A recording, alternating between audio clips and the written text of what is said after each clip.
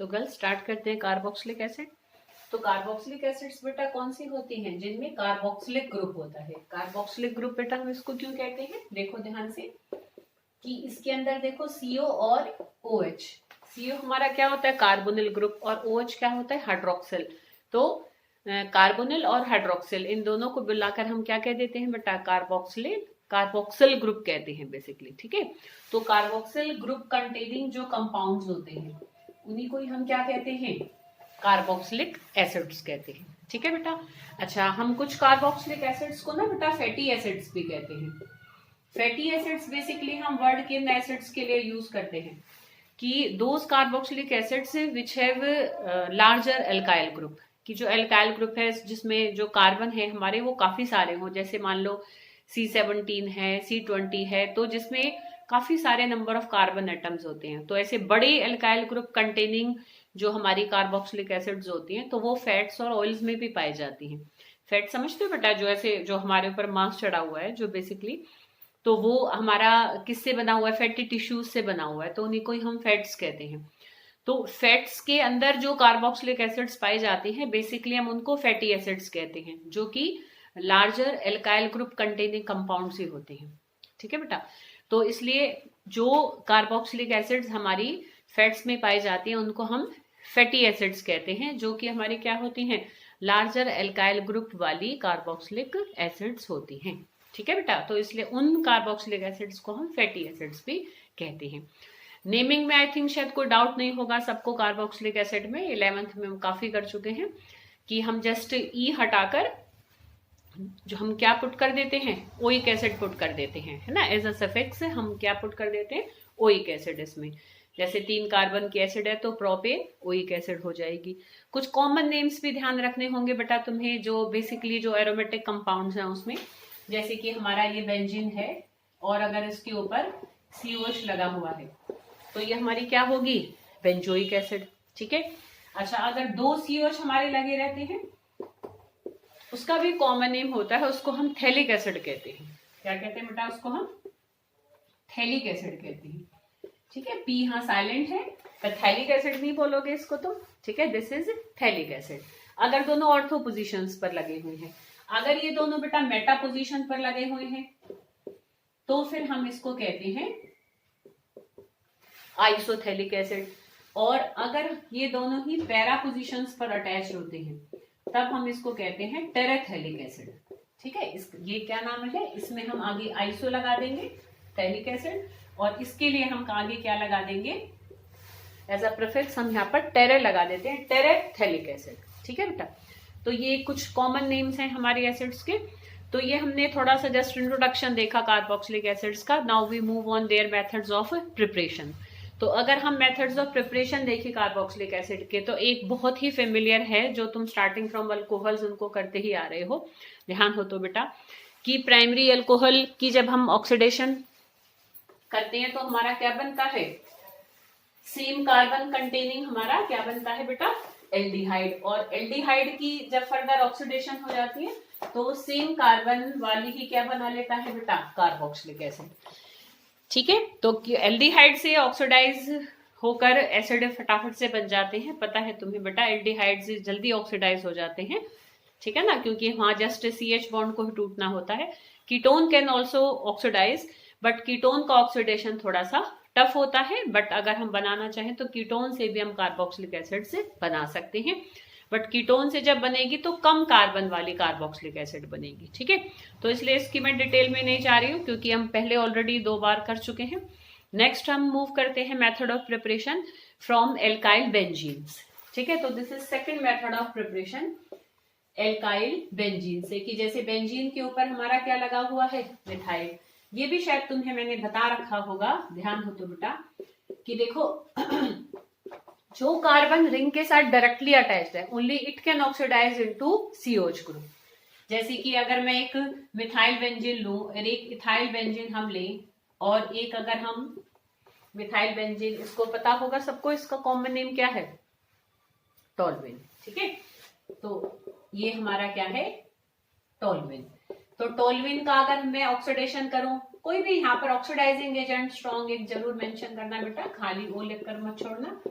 यहाँ पर भी अगर हम कोई ऑक्सीडाइजिंग एजेंट लें, यहाँ पर भी हम ऐसे स्ट्रॉन्ग ऑक्सीडाइजिंग एजेंट लें, तो देखो this carbon is directly attach to the ring, तो it get oxidized into carboxylic group, और यहाँ पर हमें क्या मिल जाएगा, COH, बेंजोइक एसिड बन जाएगी। जो हाइड्रोजन है they just remove as water here. ठीक है बेटा। अच्छा, और हम फर्दर देखें यहाँ पर देखो बेटा इथाइल बेंजीन है, तो इसमें भी देखो ये कार्बन रिंग के साथ डायरेक्टली अटैच है, तो ये ऑक्सीडाइज होकर COH बना लेगा। बाकी अगर कोई और एक्स्ट्रा कार्बन है जो कि डायरेक्टली अटैच नहीं है, तो they just removed as CO2। ठीक है, तो ये CO2 और जो हाइड्रोजन है वो वाटर के फॉर्म में निकल जाएगा।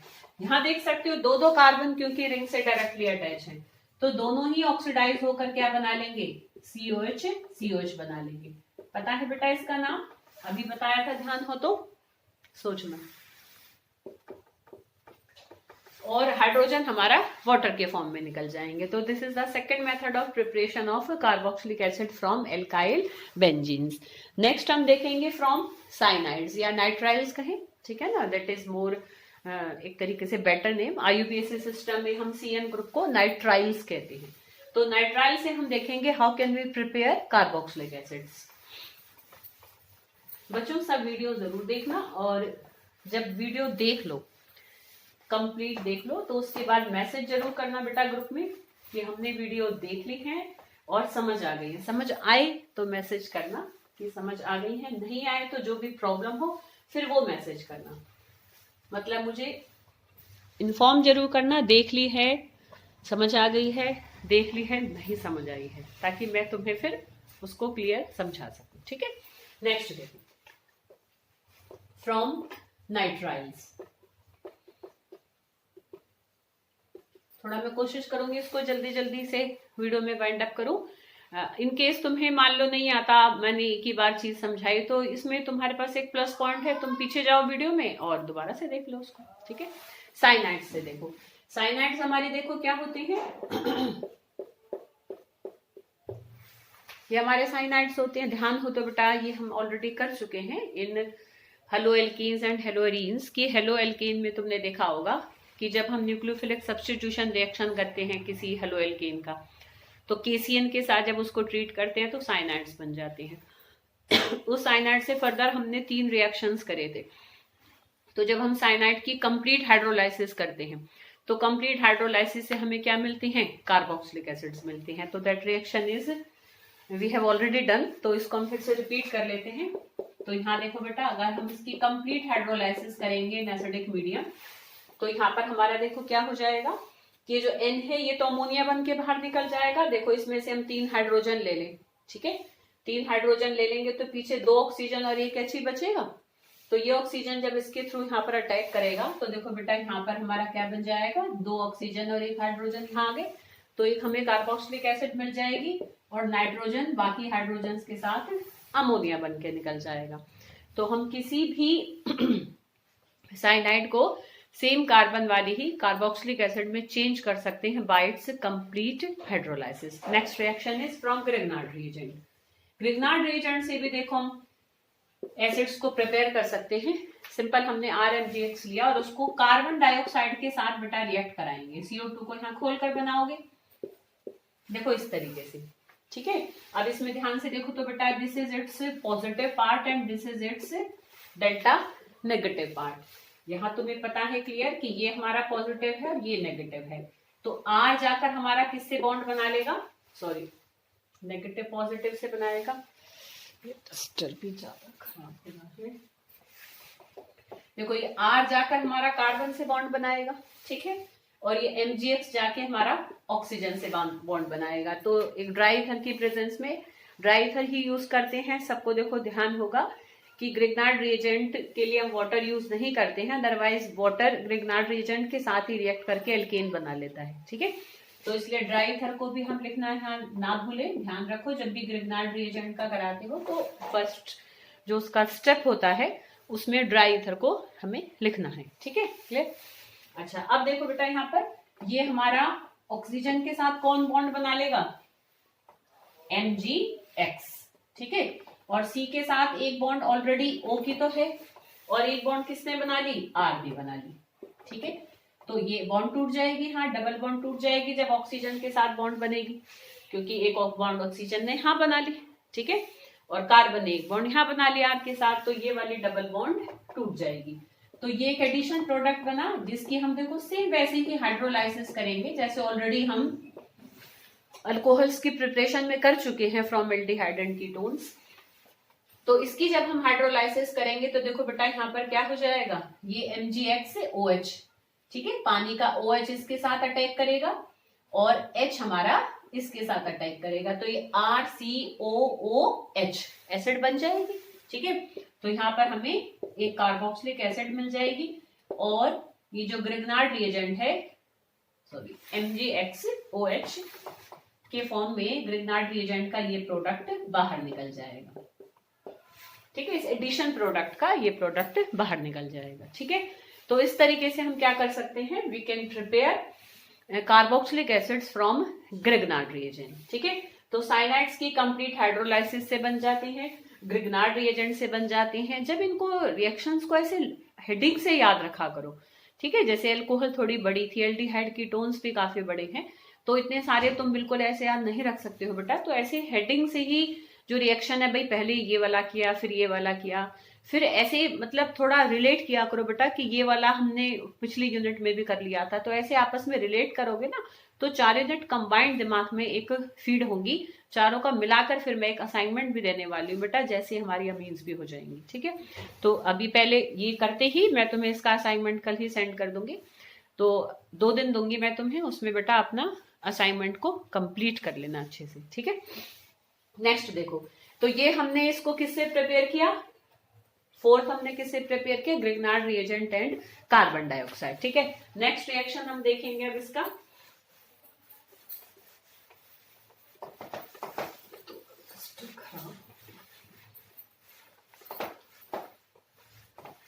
कपड़ा लेके चलो नेक्स्ट पहले अब हम इसको देख लेते हैं। अभी ये हो गया, हमारे प्रिपरेशन को फटाफट से खत्म करते हैं। नेक्स्ट है बाय हाइड्रोलाइसिस ऑफ एस्टर।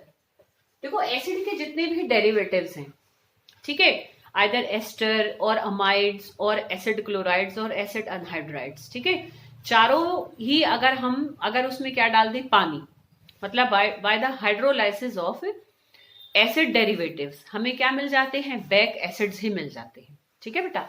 जैसे कि हम एक एस्टर को ले लें, एस्टर सबको पता है, देखो बेटा RCOOR नीचे लिखी हुई है मैंने, बाकी कुछ और एक शायद इसमें लिखा भी नहीं हुआ है, तो जस्ट सारे ही एक जैसे ही है बेटा, इनमें कोई ऐसी खास बात नहीं है। ये ऑलरेडी देखो कितनी बार मैं तुम्हें एसिड के डेरिवेटिव्स बना चुकी हूँ, देखो मैं फिर एक साथ ही इनको कर रही हूँ, इनकेस इनमें से कोई ना हो रहा हो तो तुम इसको नोट कर सकते हो, ठीक है बेटा। तो अब देखो बेटा ये RCOOR ये सब समझ रहे होंगे, ये क्या है, एसिड अनहाइड्राइड, ठीक है। नेक्स्ट देखो RCOCl एसिड क्लोराइड।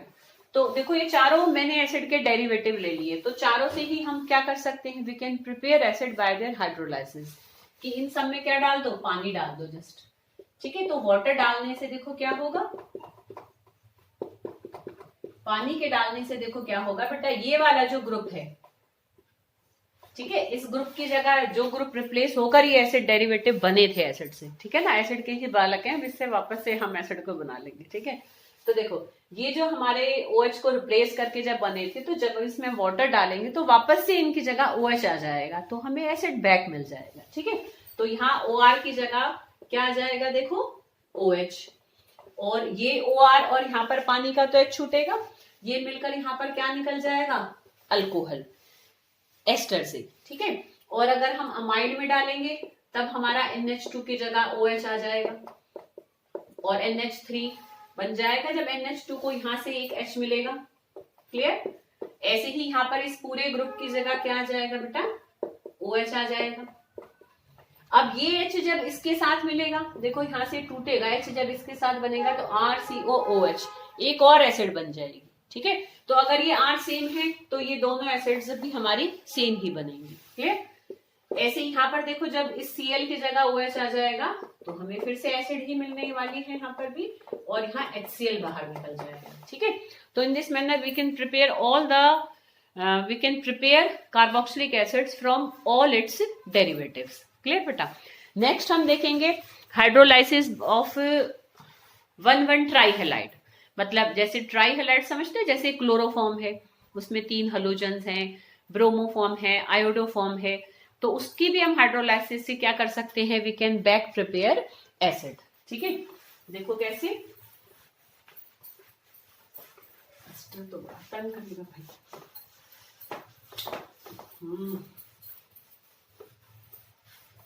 चलो देखो बच्चों, तो यहां पर हम देखेंगे by the hydrolysis of CHCl3.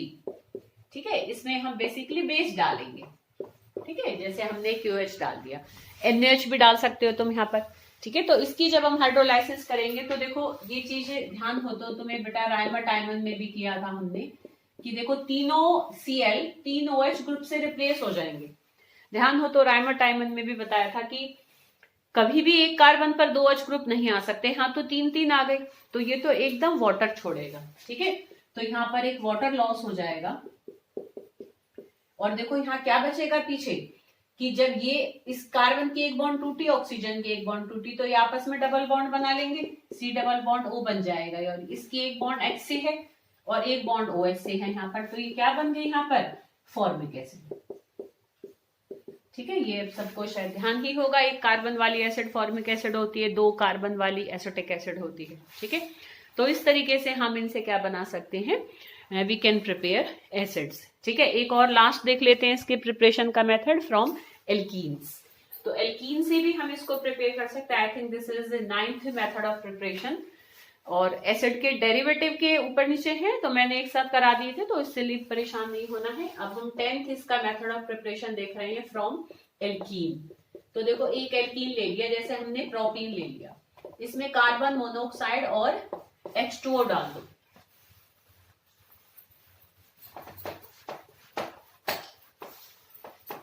देखो अगर हम किसी एल्कीन में कार्बन मोनोऑक्साइड और H2 डालते हैं तो हमें एल्डिहाइड्स मिलते हैं. ठीक है, ये भी हम कर चुके हैं, ऑक्सो प्रोसेस करके करा हुआ है हमने एल्डिहाइड. वो आई थिंक शायद अल्कोहल की प्रिपरेशन में कर रखा है कि एल्डिहाइड का फिर हम रिडक्शन कर देते हैं तो फिर हमें प्राइमरी अल्कोहल मिल जाते हैं. ठीक है, तो क्लियर, मतलब C और H2 डालेंगे तो पहले एल्डिहाइड बनेगा और C और H2O डालेंगे तो हमें एसिड मिल जाएगा. एल्डिहाइड और कार्बोक्सिलिक एसिड में तुम अगर ध्यान दो तो एक ऑक्सीजन का ही तो फर्क है.